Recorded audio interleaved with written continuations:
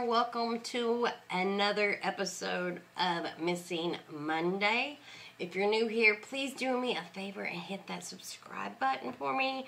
And if you're a returning subscriber, thank you so much for being a subscriber and watching my videos. Today's episode is about a well-known abduction. It's pretty well known. It's been covered a lot. It's been covered by 48 Hours for 25 years off and on. It is the abduction of Jodi Huisentruit from Mason City, Iowa. And it is a very intriguing case, a very sad case. It has been 25 years since Jodi Huisentruit has been last seen. She disappeared on June 27, 1995 in Mason City, Iowa. Just a little fun fact that I like to throw in there. I lived in Mason City, Iowa when I was around 4th grade. Just for about a year, I think, we lived there. Little, small, quaint town that I can remember like as I was young. But it's a cute little town. Actually, The Music Man, if you know anything about musicals, it was filmed there. It's just a cute little town. Jodi was a young, sweet, cute blonde who actually moved to Mason City in 1993 to be a morning anchor person for KIMT television, which is a CBS affiliate.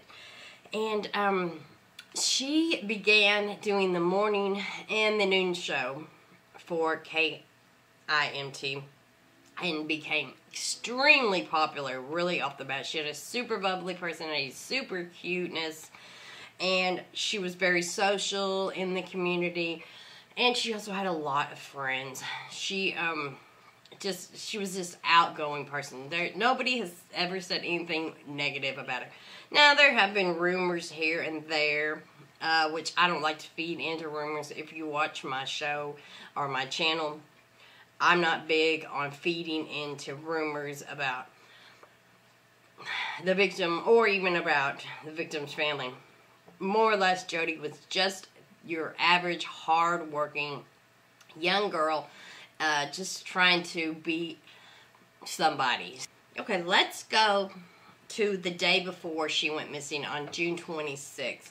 Jodi went to a golf tournament. She was a very avid golfer, like as a social person. And she was out on boats and water skiing at the lake and all kinds of stuff. Had a busy weekend. Monday, she actually went to work, did her morning show, did her afternoon show, and all that good stuff. Nothing out of the ordinary happened. She gets done with the golf tournament around 8 p.m. She calls her friend at 8:24, a girlfriend, and just a chit-chat, nothing. And the girlfriend was not there. Her husband was there. They spoke on the phone for a couple of minutes. Nothing happened with that phone call. Nothing out of the ordinary. Said then, after the phone call, that she goes to visit John Van Ice. And John Van Ice will come up in this story a lot. He turns out to be the very last person to see her alive. And the reason that they say that is because that is what he said. He has told everybody very openly he was the last person to see her. He is intertwined throughout the 25 years of this story, which, we will get back to. So, that night, apparently, she returns home, supposedly around 10:30, goes to bed. It's 3 a.m., it's 3:30 a.m., it's 4 a.m., no Jodi, no show at the job, which Jodi has never missed a day at work. Now, there is a point to be made that she was late often. Obviously, she carried on, and, it's very hard. I can only imagine trying to juggle that kind of job. Have a social life and also have a job so early in the morning. By 4 a.m., her co-host calls her, and it rings and rings quite a few times. Finally, Jodi answers, and oh my gosh. So, she's like, oh my gosh, I overslept. I'll be there right there. I'm so sorry. I'll be there in a minute. The co-host actually is interviewed at one point, and she's like, I'm kind of mad at her, which I can imagine. You're like, girl, come on, stop being late. They wait. They call her again, and no answer. So, from then on, Never hear from Jodi again. The last phone call, last communication was around 4 a.m. They had to carry on the show, right? They go on, they do the whole morning show. At 7:15, they still haven't heard from her. They have no idea why. Now, they instead of just going over there themselves, which I'm not really sure why, they send a cop over there to do a welfare check. I'm not really sure why. Honestly, why wouldn't you just send a coworker over there and say, hey, knock on her? I kind of am wondering, why would they send a police officer? But that's what they did. At 7:15, they call the cops at 7:15. He shows up about 10 minutes later, knocks on her door, announces who he is, no answer, no whatsoever. Out in the parking lot, there's her Mazda Miata, red Mazda Miata. So he proceeds to go out to the parking lot to check on her Mazda Miata and see maybe she had some kind of some car trouble or something.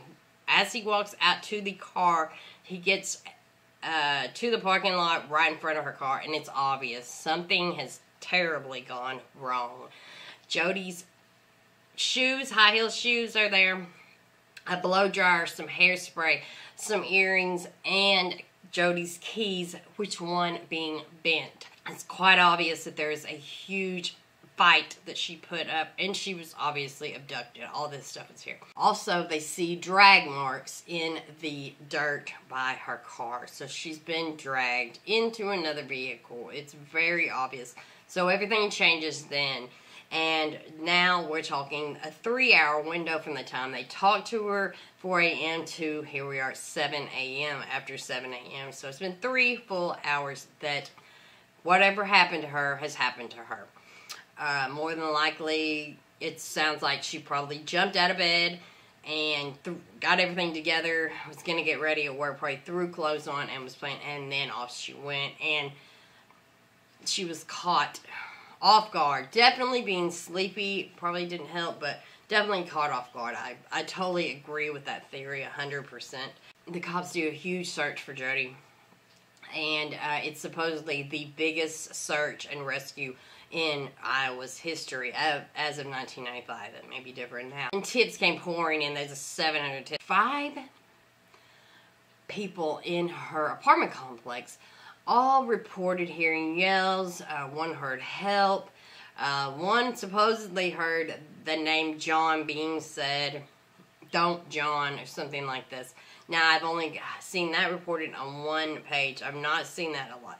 But the police are being very closed book, which is so irritating in these. I get, as I've said in some other videos, I understand being keeping things close to the vest, but literally, this is 25 years old. Literally, they should open the book practically to help people. I mean, know what happened, but they are absolutely not opening up. There was an interview with a police officer in 2018, and he was just like, nope, I'm not going to let, I'm not going to let the cat out of the bag. Why, There was also a report of a white van being seen. Okay, wow, that really narrows it down, doesn't it? I mean, so basically they stopped all these white vans. That really led to nothing. Another thing that they had going on was that there was a reenactment of a Civil War in the park next to her apartment. There were still quite a few people around there. So obviously, this person knew her schedule, knew her apartment, knew when she left, knew her car, literally had been watching her, and the police even say that, but that's obvious. If you sit and just look over the information, it's very obvious this person had been stalking her, or knew her very well, one or the other. Earlier in the year, some point, Jodi had reported to the police, Mason City Police, that she was being followed to work a couple of times, and she called the cops, and they literally escorted her to work for a few days until things cooled down, and they never saw anything. So that tells you she was not really comfortable. Things were already weird. So there we go. We got probably a stalker going on there. She was jogging in this park that is across from her apartment complex. She was literally followed while she was jogging. She reported to her sister she was terrified at the time, and I think she laid off the jogging in that park. So she has some kind of sixth sense. It's one thing that, and I always say, go with your gut. She knew something, you know, but you can't live in a bubble. Can you? I mean, she still had to work, right? The search went on and on and on. And seriously, the search, nothing has ever been found. She's completely vanished. One very interesting thing that happened 13 years later, a reporter received a package, and it had 84 pages of Jodi's journal in it, which had lots of actually good information for the public. It actually showed a lot of the John Van Nuys character in her journal and other things. But who sent this to this reporter? It turns out it was a ex-wife of a investigator that was involved in the disappearance. And brought it home. They do keep things, but it is kind of shocking that her whole journal, or many pages of it, was published. That did give the public some insight into Jodi's mind, which is pretty interesting. Let's get to the suspects, or the persons of interest. Nobody has ever been named as a suspect, but persons of interest for real. This John Van Nuys guy. Okay, I'm going to give you a quick rundown of this guy. He's 20 years older than Jodi. But, it's quite obvious that he has some kind of infatuation for her. He named his boat after Jodi, but they spent a lot of time together. They went boating together. He threw her a surprise birthday party 2 weeks before she disappeared. But in this journal that was published, she mentioned that she thought he might have stronger feelings, but she had absolutely no interest in him whatsoever. He is interviewed on 48 Hours. He comes across as sort of shady, but then, I don't know. Mainly the police have really, really, really focused on him. I don't know why. So whether he's the number one person, maybe, maybe not. More recently, there is a new guy named Anthony Jackson, or Tony Jackson. This guy is a real number. He's a real piece of shit. He's a serial rapist, assaulter. He's violent. Some information that I got through a podcast that I was listening and through other research, where I will leave links below for a lot of this stuff. And y'all can do your own research, of course, as usual. But he lived 2 blocks away from Jodi in Mason City, Iowa, from her job site. At that time, when he lived there, he was with another woman, got in a huge violent altercation, and they broke up 2 days before her disappearance. He doesn't go to work that Monday. He goes and buys a car. That Tuesday, when she does disappear, he doesn't come to work till 5 p.m. So they're kind of wonder what that's all about. He works for 1 hour between 4 and 5 p.m. and actually has an injury to his leg, he says, and he has to go home. So, and there are reports that he went to the hospital that morning or that day before. Anyways, that's really kind of mixed up stuff. But basically, he's a shady guy.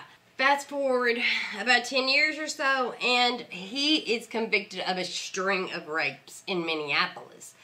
This is way after Jodi, but they start to link him up with, wow, he's this violent, these rapes, da-da-da-da-da. And then also you put it together with he had a breakup 2 days before. He buys this car with this hot chick. He shows up. I mean, literally, it does kind of, look shady, okay? But he denies any involvement whatsoever with this Jodi's disappearance. Other things are the stalker. The stalker thing is a really hot issue. I mean, she obviously had a couple of incidents already with stalkers. So, I mean, it is really, there's no telling if this will get solved. 25 years, but things have happened. There was a handprint left. I guess it wasn't enough to compare to anybody. I'm really not sure on that, but it's a super sad case. It's a very interesting case, because here we go with another. But this person did not vanish. This person, literally, we know was abducted. Unlike a lot of the cases that we know about, or the cases that I cover and other people cover, people just vanish and we have no idea. We're absolutely positively sure that Jodi was abducted. She was actually declared dead in 2001. I don't know why her family did that, but they did. They accepted she was gone. Her mother's passed away. She still has a sister that still goes on the news, still does interviews. And there's also a Find Jodi YouTube channel with a lot of information on there. But somebody out there knows something. Somebody knows something. Just needs one person, you know. Although 48 Hours has covered this case about 3 times, I think, over the last 25 years. So I hope you share this video. I hope you enjoy it. I hope it's very informative. Give you some interesting things about this case. I hope you all stay safe out there. Think about your surroundings at all times. Always, always, always, always. Maybe carry some protection with you. I carry mace. I also have a mallet type thing that's on my keychain. Yeah. So, yeah, be safe out there. Watch your back. Watch your surroundings all the time. If you have any information about 27-year-old Jodi Huisentruit, who went missing on June 27th of 1995 from the K Apartments in Mason City, Iowa, 25 years ago, almost 25 years ago, please call the number that I have on the screen. Also, you can call your local police department, or there's all kinds of places, and I will leave tons of links down in the description box.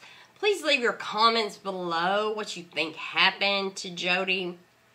As I said, I'm kind of leaning toward the stalker thing. Personally, I am leaning toward the stalker thing. I think somebody stalked her, watched her, somebody was obsessed with her, and somebody got her and unfortunately killed her. And so sad that we can't find her anywhere.